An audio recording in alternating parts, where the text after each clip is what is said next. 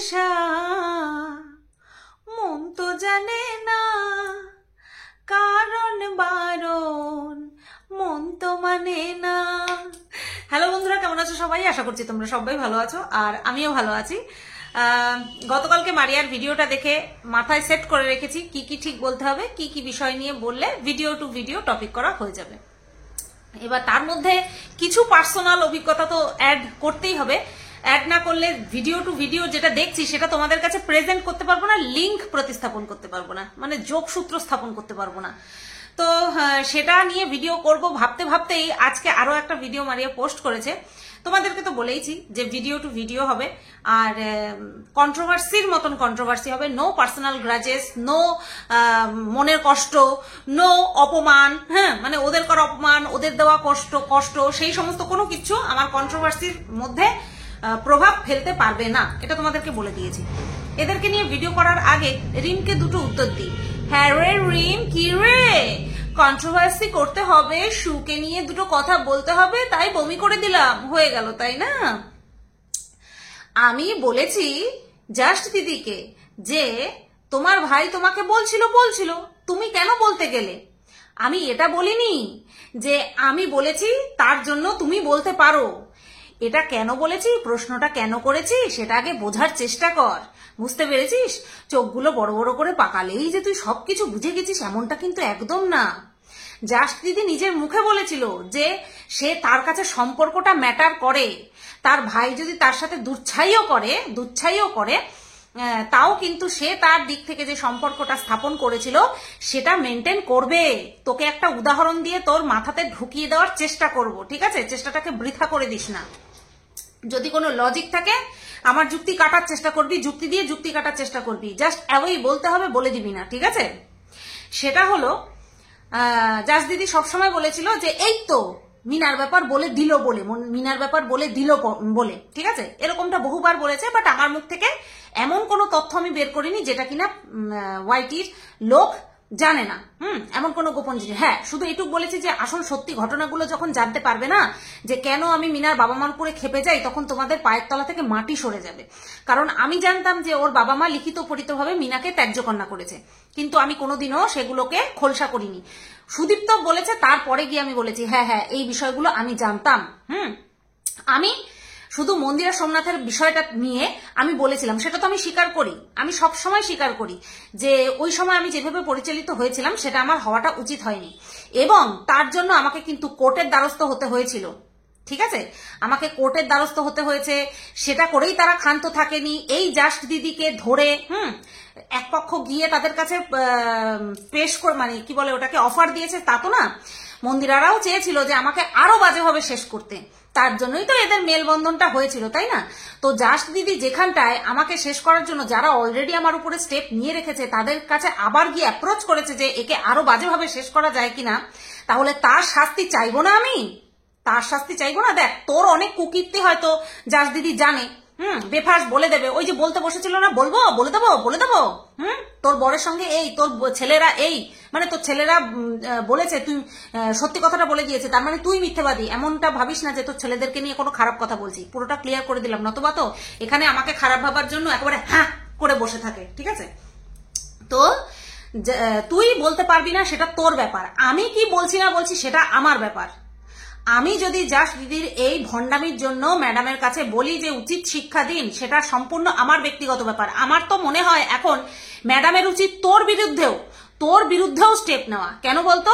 কারণ তুই এই জাস্ট দিদিকে ঢাকছিস এখন, হ্যাঁ ভরপুর দমে ঢাকছিস। এই যে তুই মুখে বলছিস না আলবাদ দোষ আছে, ওটা তুই জাস্ট বলার কথা বলছিস, তোর ক্যারেক্টারটাকে ক্লিন রাখার চেষ্টা করছিস। তুই হচ্ছিস মহাশেয়ানা, বুঝতে পেরেছিস তো? তুই মহাশেয়ানা। তুই এই দিকও ঠিক রাখবি, তুই ওই দিকও ঠিক রাখবি না, একসাথে দুই নৌকায় পা দিয়ে চলা যায় না। হ্যাঁ, জাস্ট দিদিকে যখন বলছিস যে সে অন্যায় করেছে, দ্যাটস ইট, ওই পর্যন্তই ঠিক। সেটা আমার পর্যন্ত পৌঁছানোর কোনো জায়গায় নেই। কারণ আমি যদি কারোর সাথে খারাপ কিছু করে থাকি, তারা আমাকে কোর্টের দ্বারস্থ করেছে, ঠিক আছে? কোর্টের দ্বারস্থ করেছে। আর আমাকে তুই বলছিস যে তাহলে তুইও চুপ থাকতিস। আরে আমি চুপ থাকিনি বলেই তো আমাকে কোর্টের দ্বারস্থ করেছে। এখন জাস্ট দিদি যখন চুপ থাকেনি, জাস্ট দিদিকেও শাস্তি দেওয়া হবে। তাতে তোর এত ফাটছে কেন? তাতে কন্টেন্ট করবি কর, কিন্তু কোন রকম কোনো লেদ্রা ফেদ্রা যুক্তি নিয়ে কথা বলতে আসবি না।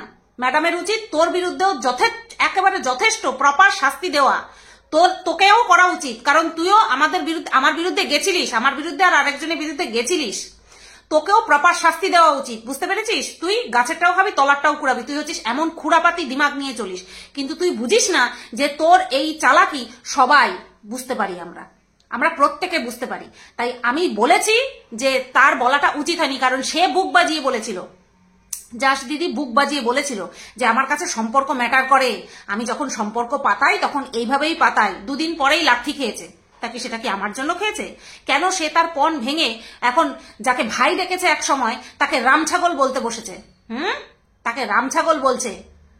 চালাকি নিজের সাথে খাটা, অন্যান্যদের সাথে খাটা, আমার সাথে খাটাবি না। আর তোর এই চালাকির জন্য তোরও শাস্তি হওয়ার দরকার, বুঝতে পেরেছিস তো? ওই যে বলিস না ধোয়া তুলসী পাতা কেউ না, তাহলে তুলসী পাতা যখন কেউ না, আমার যখন শাস্তি হয়েছে তখন তোদেরও শাস্তি হওয়া উচিত, বুঝতে পেরেছিস? যখন কথা বল, এই তো আমাকে নিয়ে ভিডিও করছিস, আমি কখনো নাক গলাতে আসছি? প্রয়োজন নেই, যখন প্রয়োজন পড়বে তখন বলবো, কিন্তু এই বিষয়টা ভুল বললি, যে নিজে বুক বাজিয়ে বাজিয়ে বলেছে আমার কাছে সম্পর্ক ম্যাটার কাছে। কোথায় গেল সম্পর্ক? কোথায় গেল বলুক। বাচ্চার বাবা জাস দিদিকে দিদি ছাড়া আজ পর্যন্ত অন্য কিছু ডেকেছে? জানোয়ার, চরিত্রহীন মহিলা, অসভ্য নোংরা মহিলা ডেকেছে? তাহলে জাস দিদি কেন তার ভাইয়ের পরিবর্তে রামছাগল ডাকলো? সেটা বলতে পারিসনি যে তুমি তোমার মুখের ভাষা কেন খারাপ করছো? আর বলেছিস কিনা বলেছিস তাতে আমার কিচ্ছু আসে যায় না, কারণ তুই যে কোন ভয়ে চুপ করে আছিস সেটা তো একমাত্র তুই জানিস, তুই কোন ভয়ে এই যে জাস দিদি প্রথমে যেটাকে হ্যাঁ বলেছে এখন সেটা না বলছে সেটাকে গিলে নিয়ে আমাকে বলতে বসেছিস। খবরদার, নিজের মতন কন্টেন্ট কর। আমি কি বলছি না বলছি সেটা আমার মধ্যে থাকতে দে। আমার যদি মনে হয় যে এর জন্য আমি শাস্তি চাইবো, বিচার করতে বলবো, তো বলবো, সাথে তুই ঢুকলে পরে তোর জন্যও বলবো, তোকেও যেন শাস্তি দেয়, উচিত শিক্ষা দেয়, বুঝতে পেরেছিস? তো যাই হোক, এবার আসি আরো একটা কথা বলি। সম্পর্ক, এই যে ব্যারাকপুরের যে বান্ধবী আমার পেছনে এত মোটা বাঁশ গুজে দিয়েছিল, ঠিক আছে, তার পরিবর্তে আমি ওর ঘরের কথা একটাও বলেছি? এটাকে বলে সম্পর্ক স্থাপন করা। হ্যাঁ, রেগে গিয়ে বলেছি, শয়তান মহিলা, জানোয়ার মহিলা, রেগে গিয়ে বলেছি, কিন্তু তার ভেতরের কোনো তথ্য বাইরে আনিনি। সে কত জায়গায় গুল খিলিয়ে বেরিয়েছে, কিচ্ছু বলিনি। তার ছেলের ক্যারেক্টার, কিচ্ছু বলিনি।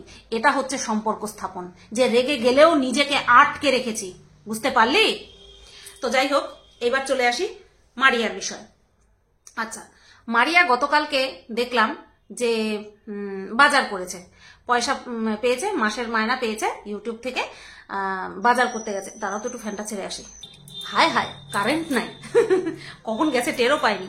আচ্ছা যাই হোক, কালকে মাসের মায়না পেয়ে বাজার করতে গেছে, আর তার আগের দিন ভিডিও দেয়নি। তো তার আগের দিন ভিডিও দেয়নি, ছোট্ট একটুখানি ক্লিপ নিয়ে রেখেছিল, শুট করে রেখেছিল, বাট সেটা যেহেতু একেবারেই ছোট হয়েছিল তাই আগের দিন ভিডিও দেয়নি, অর্থাৎ পরশু দিন ভিডিও দেয়নি। পরশু দিন আর গতকালকেরটা মিলিয়ে কালকে ভিডিও ছেড়ে দিয়েছে, ঠিক আছে। আর বলছে যে এরপর থেকে আর বন্ধ না দেওয়ার চেষ্টা করবো, প্রত্যেকদিন ভিডিও দেব। হ্যাঁ মারিয়া, ভিডিও বন্ধ করবি না। ভিডিও বন্ধ করলে তুই এখানে ভিডিও বন্ধ করবি, আরেকদিকে কিন্তু বুকের মধ্যে কনকনানি উঠে যাবে। হ্যাঁ, সে কিন্তু চায় না যে তুই তোর ভিডিও মিস কর। আশা করছি এই যে সে বললাম, এবার দর্শকরা ভাববে হয়তো কার কথা বলছি, মারিয়ার মায়ের কথা বলছি। মারিয়ার মা কখনোই চায় না যে ভিডিও বন্ধ করুক, আর এটা কোনো খারাপ কথা না, সেটাও আশা করছি তোমরা বুঝতে পারছো। আমি যখন ওদের বাড়িতে গিয়েছিলাম তখন যদি মারিয়া ভিডিও বন্ধ করতো, তখন ওর মা কিন্তু বলতো যে কত বলি ভিডিও কর, ভিডিও বন্ধ করিস নে, ও মোটে গা করে না, ঠিক আছে। তো আমি দেখেছি যে মারিয়ার মা কতটা ব্যাকুল হয়ে ওঠে মারিয়া ভিডিও বন্ধ করলে, ঠিক আছে। মারিয়ার চ্যানেলের প্রতি কিন্তু দায়বদ্ধতা মারিয়ার থেকেও মারিয়ার মায়ের বেশি, মানে মারিয়ার মা মারিয়ার চ্যানেলটাকে নিয়ে বেশি চিন্তাগ্রস্ত, বুঝতে পেরেছো? তো তার জন্য তোকে বলছি ভিডিও বন্ধ করিস না। তুই এদিকে ভিডিও বন্ধ করবি, ওদিকে অন্য একজন মানে তোর মা আর কি উদ্বিগ্ন হয়ে উঠবে, সেটা কি তুই চাস? তুই তো তোর মাকে ভালোবাসিস, তাই না বল? তো এরকম ভাবে বিনা কারণে ওটাকে কি বলে হেডেক দিস না তোর মাকে। আচ্ছা, এইবার তোরা বাজার ঘাট করলি, সেটা পরের টুকুতে, পরের ভিডিওতে, পরের পার্টে, মানে পরের দিন। তো তার আগে দেখলাম তুই শুয়ে বসে থাকছিস, তোর বর গেছে বাইরে কাজে, গ্রসারি সব কিনে টিনে এনেছিস নাকি একই দিনে, যাই হোক একটা ভিডিওতে তো আগের দিন পরের দিন আমি গুলিয়ে ফেলছি। তুই সেগুলোকে গুছিয়ে গুছিয়ে রাখছিস না। তুই বললি যে আমার বর বলেছে, সবাই শোনো, ওর বর, শুধু বর বললে হয় না, আমার বর, আমার বর, আমার বর। ভিডিওর মধ্যে কতবার যে তুই বলেছিস আমার বর, আমার বর, আমি শুধু ভাবছি হ্যাঁ হ্যাঁ ওটা তোরই বর, অন্য কারোর বর না, অন্য কারোর বর যেন এরকম না হয়। যাই হোক, তোর বর তোর কাছে ভালো হলেই হবে, অন্য কারোর কাছে ভালো হওয়ার দরকার নেই, তাই না বল? আফটার অল তোরা দুজনেই তো মানুষের খিল্লি উড়িয়ে মজা নিস, তাহলে তোরা দুজনেই সমান, তো দুটিতে জমেছে ভালো, দুটিতে খুব ভালো জমেছে, ওর জন্যই তোদেরকে মিল করিয়েছে ভগবান, তাই না? তো যাই হোক, তা তুই গুছিয়ে রাখতে পারলি না? আমার বর মানে তোর বরের জন্য তুই অপেক্ষা করছিস, সে বলেছে এসে গুছাবে, তাই? শরীর তো এখন মোটামুটি সুস্থই আছে, তাই না? শরীর তো সুস্থই আছে। যাই হোক, আমার মনে হলো এটা নিয়ে বলা যেতে পারে, কারণ যদি শরীর খারাপ হয় তাহলে যদি সংসারে অন্য মানুষ, অন্য সদস্যটা কাজ করে দিচ্ছে, সেটা মেনে নেওয়া যায়। বাট ও বলেছে এসে করবে, তার জন্য আমি রেখে দিয়েছি, ও এসে করবে, এটা কেমন একটা লাগে না শুনতে? তো যাই হোক, এইবার দেখলাম যেই খাসির দোকান থেকে মন্দিরা ইয়ে কেনে, খাসির মাংস কেনে, সেই দোকানেই গেছে। আসলে হয়তো এই দোকানটা হয়তো মন্দিরা হয়তো মারিয়ার সাথে গেছিল, হ্যাঁ, তার জন্যই কিনলো। আমার মনে হলো যেন এই দোকানটাই, কারণ ওই একবার আমিও ওদের সাথে গেছিলাম, মন্দিরাদের সাথে গেছিলাম, যেই দিন কোর্টে গেছিলাম সেই দিন ওই একসাথে মানে বাড়ি যাওয়ার পথেই মন্দিরা কিনে নিয়েছিল, বাইকের থেকে নামেও নি। তখন আমি বলছিলাম এরকম বাইকের থেকে বসেই অর্ডার করেছিল, হ্যাঁ। তো আমার মনে হলো যেন ওই দোকান থেকেই কিনেছে। তো মন্দিরারা কোন জায়গা থেকে ইয়ে কেনে, মাংস কেনে সেটা জানে, মন্দিরারা কোথা থেকে শাড়ির বিজনেস করে সেই দোকানটা পর্যন্ত চেনে, কারণ নিজেরাই গেছিল, মন্দিরাকে তো জানাইনি। তো মন্দিরারা কোথা থেকে শাড়ির বিজনেস করে সেটা পর্যন্ত জানে, কোনটা কোন রোড কোন দিকে যায় সেটা জানে, তারপরে কোন মুদিখানার দোকান থেকে মুদি সদাই করতে হবে সেটা পর্যন্ত জানে। বাট হসপিটাল কোথায় সেটা জানে না, হসপিটাল কোথায় সেটা জানে না। এত পরিমাণে ন্যাকামি। আমি সেদিন আমার ভিডিও থাম্বনেলে দিয়েছিলাম না যে নেকু ম্যান্ডির থেকে ওই নেকু শিরোপাটা মারিয়া নিয়ে নিয়েছে, এ আরো চরম লেভেলের ন্যাকামো শুরু করেছে, বুঝতে পেরেছো? আরো চরম, আসলে দেখেছে দিভাইকে, দেখেছে এই ন্যাকামি করে করে তো বেশ ভালোই হয়, হ্যাঁ। তাহলে আমি ন্যাকামো করতে গিয়ে এবার গুরুকে ছাপিয়ে গেছে, ন্যাকামো করাতে গুরুকে ছাপিয়ে গেছে। শালা মুদি দোকান চেনে, অ্যাপেলো ফার্মেসি চেনে, তারপরে শাড়ির দোকান চেনে, খাসির মাংসের দোকান চেনে, আরো কত জায়গায় গেছে ঘুরতে, সব জায়গা চেনে, হসপিটাল চেনে না। এগুলো জাস্ট মেনে নেওয়া যায় না। এবার একটা কথা বলি, আমরা মাসের মায়না পেলে, আমার শ্বশুর মশাইকে আমি দেখেছি মাসের বাজার করতো তো, এবং আমার বাবাকেও দেখেছি, প্রত্যেকটা সংসারেই কিন্তু এটা হয়। ধরো টুকটাক টুকটাক মুদি সদায় আনছে, একটা পার্মানেন্ট মুদি দোকান থাকে প্রত্যেকটা ঘরের জন্য। এবার সেখানটায় কি করে, মাসের শেষে গিয়ে আগের মাসের মায়নাটা মিটিয়ে দেয়, মানে ধার দেনা যা থাকে সেটা কিন্তু মিটিয়ে দেয় মাসের মায়না পেলে। আমরা প্রত্যেকে কিন্তু তাই করি। আমার যেমন এই যে মাসের মায়না পেলে পরে আগে এই ঘর ভাড়াটা দিতে হবে, সেটা গুছিয়ে রাখতে হচ্ছে। গত মাসেও তাই করেছি, এই মাসেও তাই করতে হবে। তো এই যে মাথায় আগে কি রাখতে হয় আমাদের, মাসের মায়না ঢুকলে ধার দেনা, যারা কিনা লোন শোধ করে, ইএমআই শোধ করে, তাদের এই জিনিসটা মাথায় রাখতে হয়। তো আমি তোদেরকে জিজ্ঞাসা করতে চাই, ধার দেনা সবকিছু মিটিয়ে দিয়েছিস তো? দেখিস কিন্তু ধার দেনা কিন্তু মিটিয়ে দিস সবার, বুঝতে পেরেছিস? সমাজদার কে লিয়ে ইশারা হি কাফি হ্যাঁ। না বন্ধুরা, তোমরা আবার ভেবো না যে আমার কাছ থেকে কিছু নিয়েছে, টাকা পয়সার কথা আমার কাছ থেকে নিয়ে ফেরত দেয়নি, এরকমটা কিন্তু না। তবে হ্যাঁ, ধার দেনা মানুষের ধরে রাখতে নেই, এতে সংসারে অলক্ষী লাগে। কারণ যখন আমরা কারোর কাছ থেকে ধার নিই, একটা নির্দিষ্ট সময়ে পরিশোধের একটা প্রতিশ্রুতি দিই, সেটা যখন না দিই না, তখন সে আমাদের প্রতি রুষ্ট হয়, আর এই যে রুষ্টতা, সেটাই কিন্তু আমাদের উপরে খারাপ প্রভাব ফেলে। Am I right? তো যাই হোক, এটা আমি তোদেরকে বললাম যে হ্যাঁ, খাসির মাংস খা, যা মনে চায় খা, যেখানে ইচ্ছে ঘুরতে যাবি যা, বলছিস আবার ঘুরতে যাবি, প্রথমবার হানিমুনে যাবি, বিয়ের পর প্রথমবার হানিমুনে যাবি, তো অবশ্যই যা, ঘুরতে যা, মন মেজাজ ভালো কর, ভালো ভালো ভিডিও আমাদেরকে উপহার দে, সেখান থেকে কন্টেন্ট পেলে অবশ্যই ভিডিও করব। তবে হ্যাঁ, ওই সবার ধার দেনা মিটিয়ে নিজেদের ইমেজটা ক্লিন করে তারপরে বাদবাকি কাজে হাত দে, ঠিক আছে? তো আরেকটা কথা, আমরা কখনো এরকম জিনিস, ধরো আমার কর্তা খায় না, আমার কর্তা খায় না, কিন্তু আমি সেই জিনিসটা খুব ভালো খাই, আমি আনলাম আর আমার বরের জন্য কোনো কিছুই আনলাম না, আমার বর যেটা ভালো খায় সেটা আনলাম না। কেমন একটা লাগে না? তো দেখলাম মারিয়া খাসির মাংস নিয়ে আসলো, যতটুকুই নিয়ে এসছে, আর ওর হাজবেন্ড খাসির মাংস খায় না। তো বলছে ও তো খাসির মাংস খায় না, তাই ওকে একটা ভাজা দিয়ে ভাজা করে দিয়েছে, ও ভাজা দিয়ে ভাত খাবে। সিরিয়াসলি? কমসে কম মাছের ঝোল তো করতেই হতো, যে আমি মাংস দিয়ে গিলবো আর আমার বর আমার সামনে ভাজা দিয়ে খাবে। কি ভালোবাসা, বাবারে বাবা, পিঁপড়ার ডিমে ঠাসা। আচ্ছা, এই গেল আগের দিনের ভিডিওর বিষয়। এবার আসি আজকের ভিডিওতে। আজকের ভিডিওতে প্রায় সবাই এই কমেন্টটা করেছে যে নতুন দম্পতি যারা হয় তাদের একটা বছর শ্রাদ্ধ বাড়ি বাৎসরিক কাজে যেতে নেই, মানে কোনো শোকানুষ্ঠানে, কোনো শোকের অনুষ্ঠানে পার্টিসিপেট করতে নেই, বা গেলে পরেও নেহাতি যদি যেতেই হয় তাহলে সেখানে গিয়ে জাস্ট সশরীরে গিয়ে দেখা করে আসলেই হয়। তো এটা তারা জানে বা এটা তারা মানে যারা কিনা নিজেদের পরিবারে এই সমস্ত জিনিস মানতে দেখে। মারিয়া ইসলাম ধর্মাবলম্বী। মুসলিমদের মধ্যে এরকম কোনো নিয়ম আছে কিনা আমার জানা নেই, যে বিয়ের পর একটা বছর তারা কোনো শ্রাদ্ধ বাড়ি, কোনো বাৎসরিক অনুষ্ঠানে যেতে পারবে না, এরকম কোনো নিয়ম মুসলিম ধর্মাবলম্বীদের মধ্যে আছে কিনা আমার জানা নেই। বাট আমাদের হিন্দুদের মধ্যে এটা কিন্তু ভীষণ কড়াকড়ি একটা নিয়ম, যে বিয়ের 1 বছরের মধ্যে যেমন চুল কাটতে নেই, মেয়েদের বউদের চুল কাটতে নেই, তারপরে এরকম শ্রাদ্ধ বাড়ি যেতে নেই, খেতে নেই, যেতেই নেই, পারলে যেতেই নেই, খাওয়া তো বহু দূর কি বাত, ইভেন বাৎসরিক, কারণ ওই বাৎসরিকটাও অনেকটা শ্রাদ্ধানুষ্ঠানের মতনই, ঠিক আছে, এই সমস্ত জিনিসগুলো অ্যাটেন্ড করতে নেই। তো এগুলো কিন্তু দীর্ঘদিন ধরে মানুষের মেনে আসছে, ইভেন এখনো মানছে, আর আমার মনে হয় আগামী প্রজন্মও মানবে, যদি না তাদের পরিবার থেকে সেই শিক্ষা দেওয়া হয়। ঠিক আছে, মানে পরিবার যদি শিখিয়ে দেয়, শেখায় কোনটা ভালো কোনটা মন্দ, এটা করা উচিত এটা করা উচিত না, কিছু নিয়মাবলী এই সমস্ত যদি শিক্ষা দেয়, তাহলেই তার নেক্সট জেনারেশনের পক্ষে জানা সম্ভব, নতবা কিন্তু জানা সম্ভব নয়। তাহলে এখানটায় পুরো ক্লিয়ার, যাদের কিনা বিয়ের 1 বছর হয়নি, 6 মাসও হয়নি, তারা শ্রাদ্ধানুষ্ঠানে গেছে, বাৎসরিক অনুষ্ঠানে গেছে, মৃত্যুবার্ষিকী অনুষ্ঠানে গেছে। তো এখানে অবশ্যই শিক্ষার অভাব। এই শিক্ষা কিন্তু পুঁথিগত শিক্ষা নয়, জেনারেল যে সামাজিক শিক্ষা বা রীতিনীতি নিয়মাবলী, সেই শিক্ষার অভাব।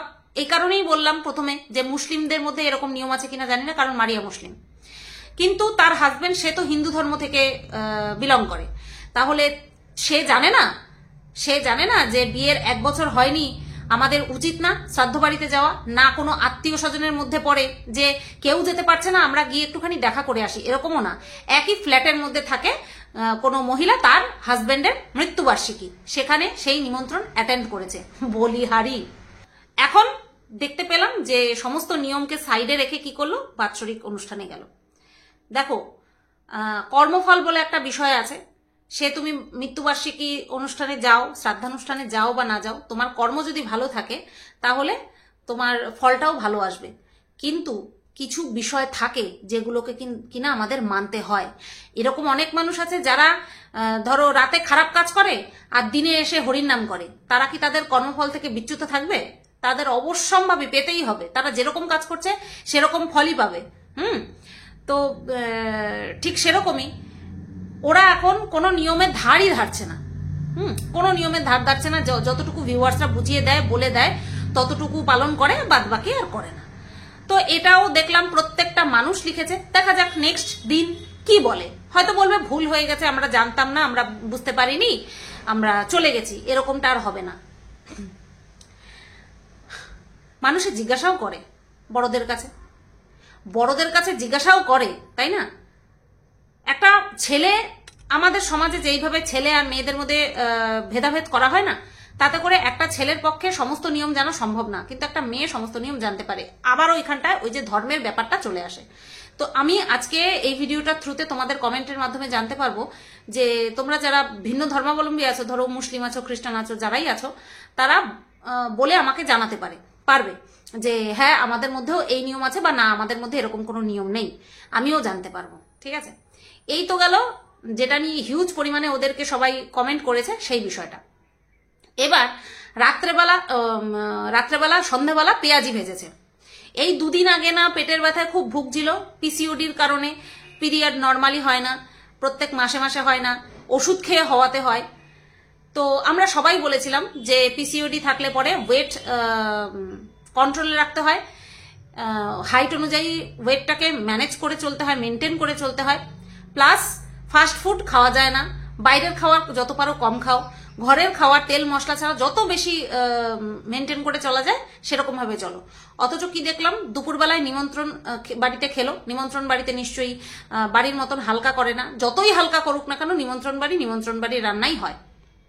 তারপরে সন্ধেবেলা খেলো কি পেঁয়াজি, ঠিক আছে, এর নাকি পিসিওডি।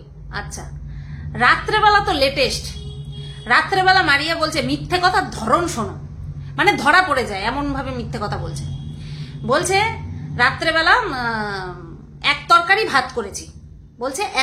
ভাত করেছি, অথচ মারিয়া খাবে না, ফ্রিজে খাসির মাংস রয়েছে, ও যদি খায় সেটা দিয়ে খাবে, নতুবা ও খাবেই না।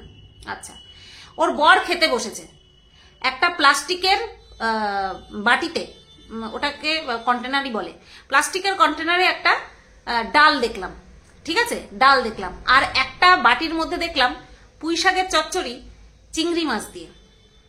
মারিয়া বলল এক তরকারি ভাত, দেখতে পেলাম কয় পদ, 2 পদ।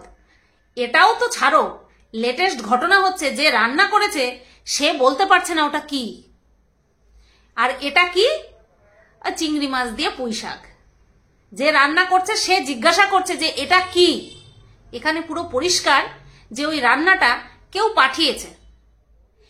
পাঠিয়েছে, কোনো জায়গা থেকে ওই রান্নাটা এসেছে ওদের বাড়িতে, ঠিক আছে, সেই কারণে ও বলতেও পারলো না যে ওই তরকারিটা কি, অথচ ও বলছে ও রান্না করেছে। আমি তো এতদিন এদের ভিডিও দেখতাম না, কারণ আমি ভেবেছিলাম এদেরকে নিয়ে কন্টেন্ট করব না। দেখো ভিডিও টু ভিডিও কন্টেন্ট করলাম, না কোনো জায়গায় এক্সট্রা কথা, না কাটাছেড়া, কোনো কিচ্ছু না। মিথ্যে কথা বলা বের করে দেবো, মিথ্যা কথা বলা, বুঝতে পেরেছো? তো চলো বন্ধুরা, ভিডিওটা এই পর্যন্তই রাখলাম। সবাই তোমরা ভালো থেকো, সুস্থ থেকো, আর কিছু কিছু নিয়ম তোমরা দায়িত্ব নিয়ে গুরুজন হিসেবে শিখিয়ে দিও এদেরকে, ঠিক আছে? চলো, টাটা।